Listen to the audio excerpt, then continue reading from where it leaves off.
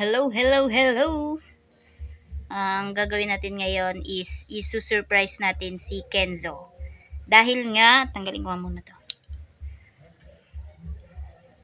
Dahil nga ako'y nakokonsensya na kasi palagi nga kaming nag-aaway dalawang mag-ina dahil nga, 'di ba, alam niyo naman yung mga bata ngayon is mas magagaling pa silang manermon kaysa sa mga nanay nila. So, ayun.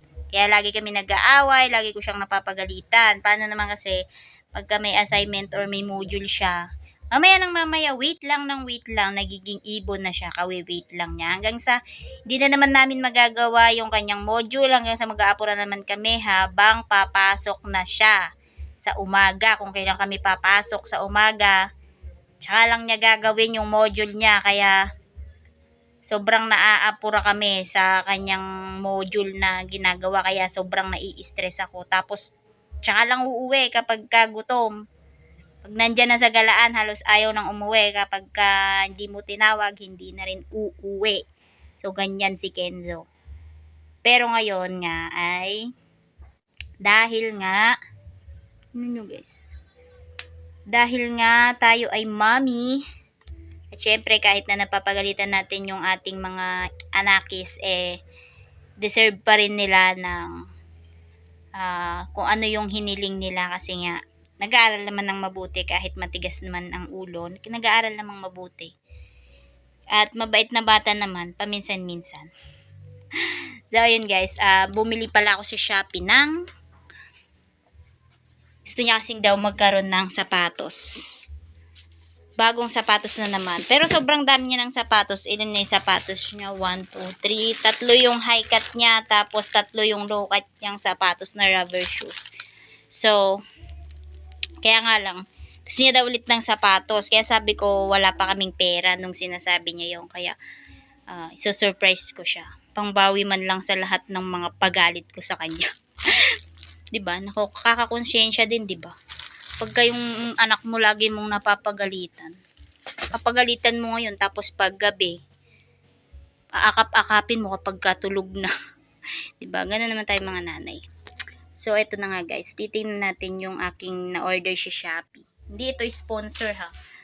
Kailangan, dito sponsor. Flex ko lang. Ayan. So, titignan natin kung maganda yung nabili ko sa shopping sapatos niya. At tapos, tatawagin ko siya. Kasi nasa galaan na naman si Kenzo. Kararating lang ng galing school, ngayon nasa galaan na naman, 'di ba? Ganun yung bata na yun eh. So, ina na muna natin yung shoes na na-order ko. So, ito siya guys. Yung shoes. So, ayan. Ang ganda. Ang ganda talaga niya. So, ngayon ko lang siya talaga nakita. Kala ko, di siya maganda. Pero maganda naman siya sa picture sa Shopee, kaya nga na-order ko siya. So, ayun. Pero mas maganda pala siya sa personal. So, ito, magaan siya. Magaan. Tapos, ito is leather. Leather siya. Tapos, halatang matibay itong ganitong dapan niya. Sa halagang 397 guys. Free shipping to Pero hindi ito sponsor Binili ko lang talaga to para kay Kenzo. So, share ko lang. So, ito guys, si Kenzo, hindi naman namin siya binibilan ng mga hindi importanteng gamit. So, tsaka lang namin siya bibilan ng mga gusto niya kapag yung alam naming importante, yung mga magagamit niya talaga. Pero yung mga bagay na gusto niyang ipabili, kagaya ng mga laruan, so kung ano-anong mga gusto niya ipabili na hindi naman importante, so hindi namin siya binibili. Na-explain namin sa kanya na hindi dapat bilhin yung mga ganon kasi hindi naman kailangan. So, kung gusto mong magpabili, sabi namin ganun sa kanya, kung gusto mong magpabili yung importante, kagaya ng damit, sapatos, gamit sa school, or basta kung anong importanteng bagay na magagamit mo, yun yung uunahin nating bibilin. So, yun guys, ni-explain naming mabuti sa kanya. So, minsan kasi kahit na ganun ni-explain mo, minsan bata nga, hindi nila ganong, di pa nila ganong maintindihan, kagaya ng mga mag-iiyak-iyak pa yan, nag-iiyak-iyak. So, hanggang sa kahit na hinahayaan namin siyang umiyak, kahit umiyak siya, basta na ipaiintindi pa rin namin sa kanya na hindi talaga pwede yung bagay na yon kahit umiyak siya. Kahit maglupasay pa siya dyan, hindi pwede. Kasi hindi naman talaga pwede. So, itong mga bagay na to ngayon, madalang naman namin siyang bilan ng mga ganitong mga gamit. Kasi nga, hanggat pwede pa yung gamit is binibilan namin. Hanggat pwede pa yung gamit is ina-explain din namin sa kanya na hanggat pwede pa yung gamit ay gagamitin mo pa hanggat kaya mong gamitin, hanggat nagagamit pa. So, ayun. Kaya yung shoes niya nung nakaraang taon ay shoes niya pa rin ngayon kasi nga naman pwede pa naman. Kaya nga lang is ilan na yung high cut niya? Is 3 na yung high cut niya, tapos 3 na rin yung low cut niya na rubber shoes. So bali 6 na yung shoes niya. So kaya nga lang is deserve niya rin naman ito guys kasi luma na nga yung mga shoes niya. Pero nagagamit pa rin naman niya yung mga shoes niya. Kaya nga lang minsan kasi tayong mga nanay, palagi nating kaaway yung anak natin, 'di ba? So minsan tayo nakokonsensya tayo, ganun. Kaya deserve mo rin naman to baby ko. So ayun. So ayun guys. Kahit na palagi kami nag-aaway kasi nga tamad siyang mag-module. Puro laro gusto niya, puro cellphone, ganun. Tapos tsaka niya lang aapurahin akong mag-module kapag yung araw na papasok na lang kami. So ayun, yung halimbawa Monday ngayon, ganun. Sabado, Linggo, hindi niya yun gagawin. Kahit na paulit-ulit kong sinasabi sa kanya, ayaw niyang gawin. Mamaya-maya, wait lang, nagiging ibon na siya. Wait. Yun, yung ganun siya ng ganun. So hanggang sa umabot na naman ng Monday, papasok na naman kami ng kinaumagahan ng Monday. Wala na naman. Tsaka lang namin gagawin kapag halimbawa 7 na, ganun, 7. Iapura na namin para makapasok kami ng 7:30, ganun. So ayun, palagi kami nag-aaway ni Kenzo. So, alam niyo naman yung mga bata ngayon is mas magagaling na sila sa kanilang mga nanay. Kala mo mga matanda na silang magsalita. So, pero deserve mo rin naman to anak kasi mabait ka naman ding bata kahit papano. Cheers. Pero mabait naman talaga si Kenzo. Sweet yung bata na yun. Kaya nga lang madalas talaga smoryutin. Tapos mas magaling pa talaga siya sa akin magsalita. So, ayun. Alam ko anak, masusurprise ka dito. Alam ko na matutuwa ka dito sa shoes mo na to kasi matagal mo na itong hiniling. At so ayun. Basta palagi lang namin sa kanyang ine-explain na hindi lahat ng gusto niya is makukuha niya. Pwede niyang makuha siguro, pero hindi agad-agad, ganun. Pwede niyang makuha, pero kailangan mong pag-ipunan. So, ganun namin siya pinapalaki si Kenzo. Pwede naman sigurong makuha niya ng mabilisan, basta meron kaming pera. Pero pinapaintindi namin sa kanya na kung gusto mo, kailangan mong paghirapan. Kung gusto mo, kailangan mong pag-ipunan. So, ganun kami. Kahit na pag-iyakan niya yan, kahit na maglupasay, kung ano-anong gawin niya dyan na pagdadabog, hindi talaga namin siya binibilan. Pagagalitan ko pa siya, mag-aaway lang kami hanggang sa unti-unti niyang ma-realize na hindi talaga pwede yung bagay na yun. Hanggang sa unti-unti naman na magiging okay na siya, tapos makakalimutan niya siya, tapos bigla niya sasabihin, sige mami, tsaka na lang natin yun bibilin. O, diba? So, ganun lang kami guys. Ayaw kasi namin lumaki si Kenzo na spoiled. Hindi porket mag-isa niya lang ni Kenzo is i-spoiled na namin siya. Ayaw namin siyang lumaking ganun. Kasi alam namin na balang araw is hindi naman permanent na malakas si dad niya. Hindi naman permanent na ako yung malakas para mag-provide ng kung anong gusto niyang gawin, kung anong gusto niyang gamit, ganon. So, habang bata pa siya, unti-unti naming pinapa-explain sa kanya na kung gusto mo yung bagay, paghirapan mo. So, ganun lang guys. So, kayo guys, kung gusto nyo, kung ayaw nyo ma-spoiled yung anak nyo, kasi kayo din naman ang mahihirapan kapag ka na-spoiled ng masyado yung anak nyo. Pero, syempre, hindi naman palaging may trabaho, diba? So, kailangan mo ring ipaintindi sa kanya. So, unti-unti, may intindihan niya rin naman, ganun. Kaya nga lang, yun lang. So, ayun. Kailangan is, so, ayun. So, ayun lang. So, ayun. Kung gusto mong makuha yung isang bagay, kailangan mong paghirapan, kailangan mong pag-ipunan. At, kasi mas masarap yung isang bagay na, mas masarap alagaan yung isang bagay, o mas masarap makuha yung isang bagay kapag pinaghirapan mo, 'di ba? Mas masarap, mas maingat ka sa isang bagay kapag pinaghirapan mo siya. So, ayun.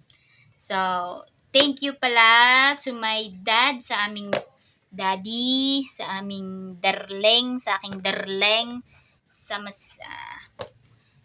kasipagan mo sa work.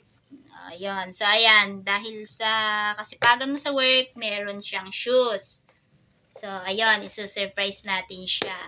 So, hindi mo rin alam na bibili ako ng shoes, ano? So, ayan. Binudget ko lang.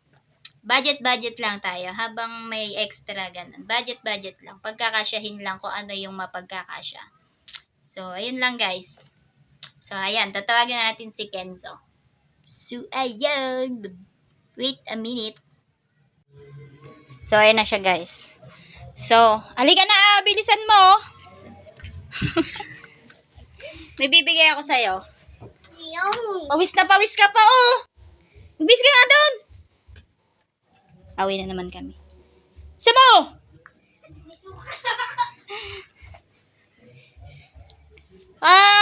Pawis mo kung saan nang gagaling. Gaya na naman kami, guys. Nag-away na naman kami. Paano kung saan ko na naman siya natagpuan? Lisa mo! Ito yung damit mo! Oh. Ayun siya, guys. Oh, pawis na pawis. Mukhang igurot. Oh, ayan. Mukhang igurot. Ha?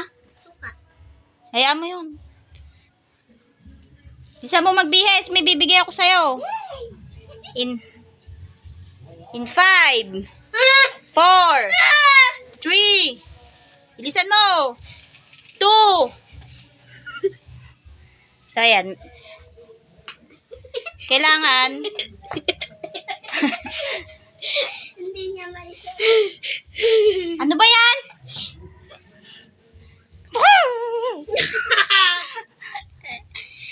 Kailangan, bago ko ibigay yung surprise, ano sasabihin mo muna sa akin? Thank you. Thank you na ako. Game. Ayan, kukunin ko yung surprise. Pigit ka muna, ah. Pigit ka muna. Yan.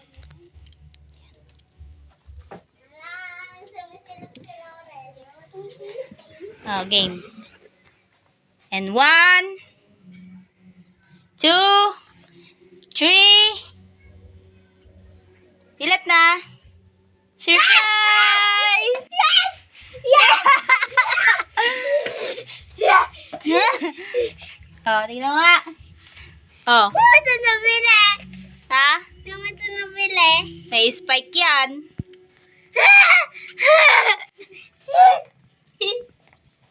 Di ba? Kasya ba sa'yo? Ito nabili. Kasya sa'yo? Ha? Kasya sa'yo? Sukat mo nga. Sukat mo. Sukat mo. Ganda. Ha? Naiiyak na siya. Naiiyak na siya. Sukat mo nga. Sukat mo. Kung kasya sa'yo, baka madumi pa mo. Sukat mo. Ganda! So, ayan, may spike yata to eh. Pero wag mong i-spike. Baka ilang araw pa lang Kabango. ano sasabihin mo? Thank you. Thank you. Mami. Ano pa? Kay dad galing yan. Pera na yan. Oh. Thank you, Dad. Oh, tapos, ako yung nag-order. At Mommy. Ano pa? Pinalove ko kayo. Smoke ka road. Gumawa ka ng module mamaya. So, yun lang guys. Ayan. Sukat mo na.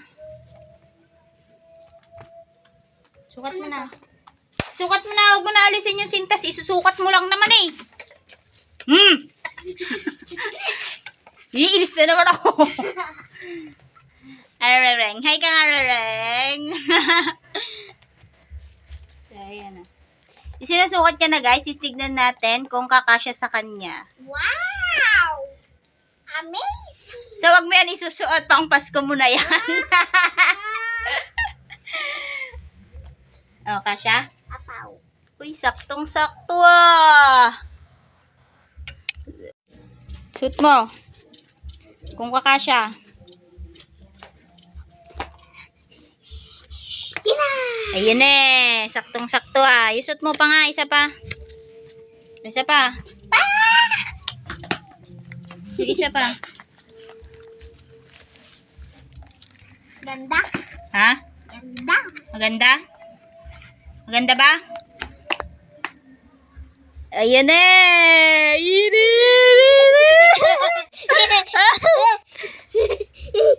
eh! Pag ginamit ni Loris siya, madudumihan din. Na-surprise ka? Apaw. Ano sasabihin mo? Love you, good night. Hindi. Love you, good night. Umaga. Oh, ano mo na. So, ayun lang po. Okay, so ayun lang guys. So, na-surprise siya. Hindi niya expect na bibilan siya ng sapatos. So, deserve mo naman kahit na pasaway ka at kung saan-saan ka nagpupunta. Deserve mo naman yan. Bakla. Ay, charot. So, ayun lang. Bye-bye!